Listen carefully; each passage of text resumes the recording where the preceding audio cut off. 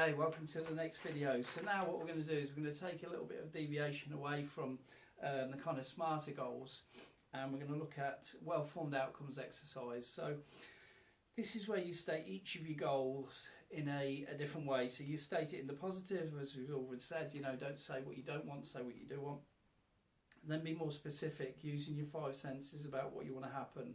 So using your visual sense, your auditory, kinesthetic, olfactory, gustatory, in order to, like I've put an example here, I want to feel a lighter sensation of being happy. I want to see my wife smiling. I want to hear laughter around me. So we're really tapping into the sensory experiences. And then we're going to answer the 5W questions. When do you want this to happen? Fairly obvious, outcome for that. Now, where do you want it to happen can be two different things. If it's a feeling, it might be within you, or if it's an achievement, it might be a location. Does that make sense? So that's where do you want it to happen. Who are the people that will benefit from this outcome? So obviously some people will say me, but also who are the people around you that will also benefit from that?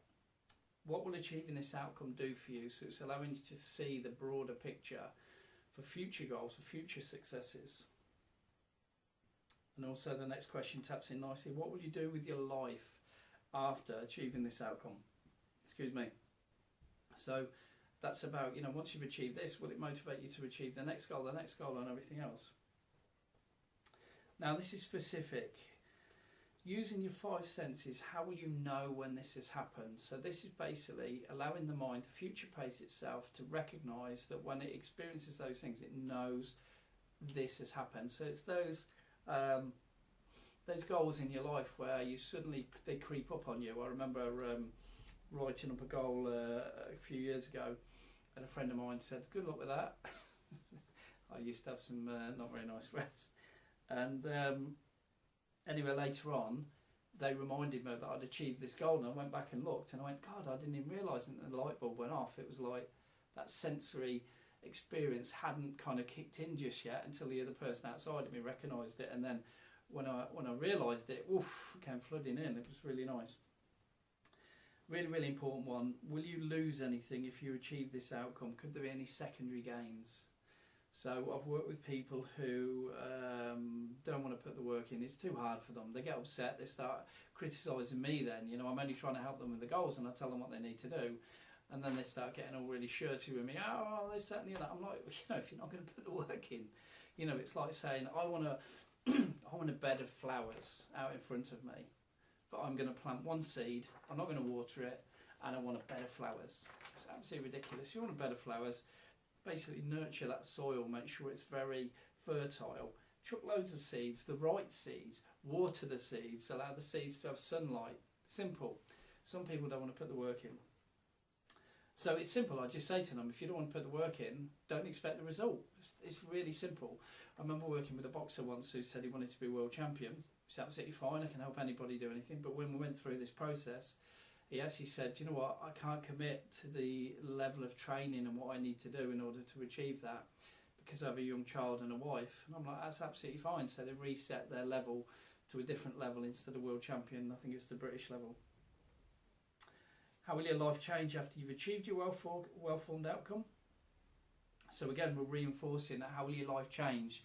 So it's the second time I've asked that question because I want them to know that their life has changed. They become a different person. When you pick up new skills, new attributes, you become a different person.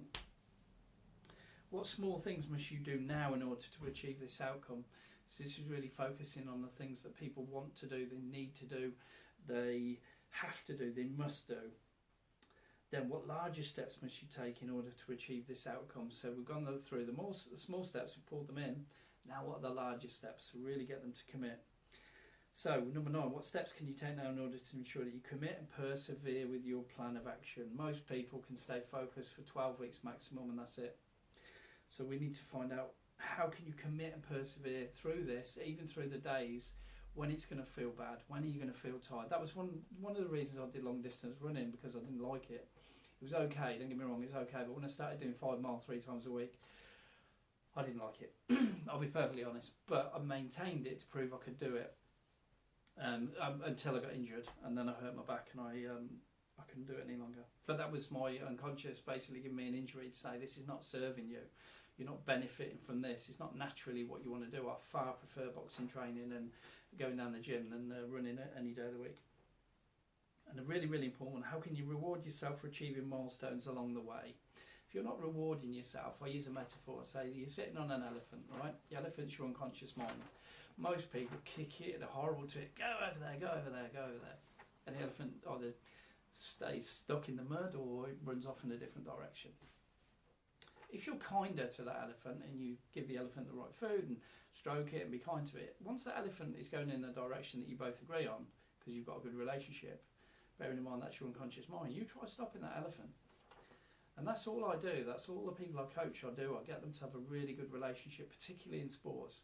Have an absolutely amazing success in sports. So it's about utilising this. So most people who don't achieve goals are either hiding things from themselves, not wanting to put the work in, or a minority of people putting too much work in. So this is my kind of favoured way of writing my goals. So it's just another option for you, because I want to give you options of flexibility. This is not a course where I'm going to go, you do this, this, this, and this. You're an adult. So it's about you finding out what works for you, because everybody's different. And the problem is when people give you a course and they go, this is the blueprint, the code, this is the only way to do it, it rarely works, you know. And if you look at those workshops, that's why they're full, because if they were successful, they'd only be run once and then they wouldn't hardly be run again. I hope you enjoyed the video. Love your comments and feedback on the WordPress site. So yeah, just decide what is right for you, what's the right way for you, what's the right vehicle for you to move forward. And I hope now you're kind of understanding yourself more, working out, you know, which one is the right way for you. So thanks for watching the video. I'll see you on the next one.